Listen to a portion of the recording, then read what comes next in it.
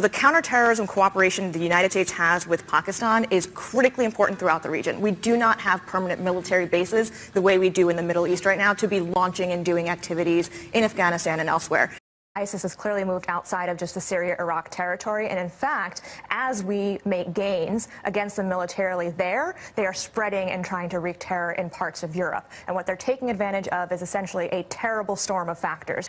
By declaring Jerusalem the capital of Israel, there is no reason for Israel to negotiate on any of the illegal settlements, pull back, or put forth any effort to truly integrate and live in harmony with the Palestinians. The Muslim world is far more diverse than just Arabs. The largest population of Muslims in the world is in India and Indonesia. And those are not the kinds of people in terms of appearance that you saw in the room with President Trump today. They also are having their own challenge with fighting Saudi strains of Islam and the Saudi extremism. So saying that because we have a strong relationship with Saudi Arabia, that we're fighting Iran, is not necessarily supporting the more moderate and progressive strains of Islam in the rest of the world that are seeking and looking for U.S. support. This is actually what Nancy Pelosi's strength has been. She has not put herself out there as the face of the party. She is very adept at corralling, essentially, a very disparate party and helping people work together when it comes to holding votes on the floor.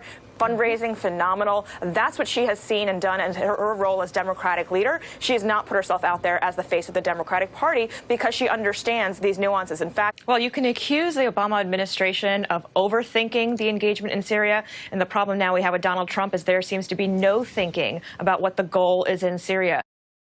So accidentally, Donald Trump stumbled into what diplomats often do, which is use the threat of military intervention to create the type of environment that we've seen between North and South Korea today.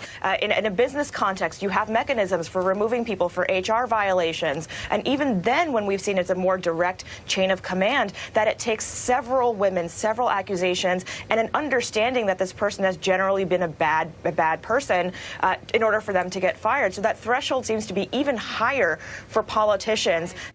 I mean, it's a sad thing. Many women do feel like they have to trade on their sexuality to get ahead in the workplace. And the scariest thing about the tape and how women like me, I think, viewed it wasn't necessarily just the interaction between you and Donald Trump, but was your colleague coming in afterwards and not knowing that everything that had been said in the room before her. And it affirms the suspicion we've always had that our men in the workplace won't respect us the same way.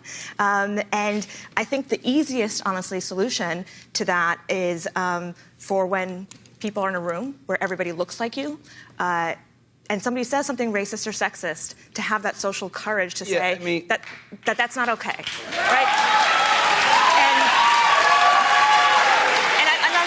Social courage.